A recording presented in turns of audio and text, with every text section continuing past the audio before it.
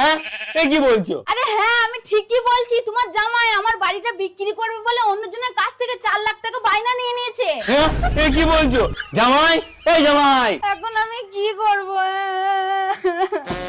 কি হয়েছে শ্বশুর মশাই? সকাল সকাল বলে আমাকে ডাকছেন কেন?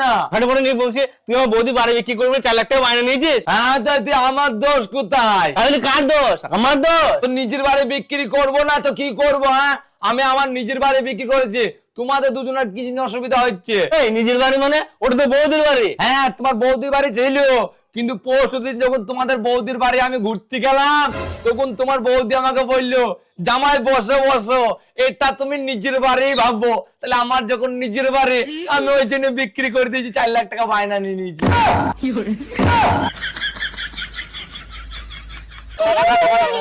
আমার বাড়ি বিক্রি করবে, দাঁড়া 4 লাখ টাকা নেবে, দাঁড়া।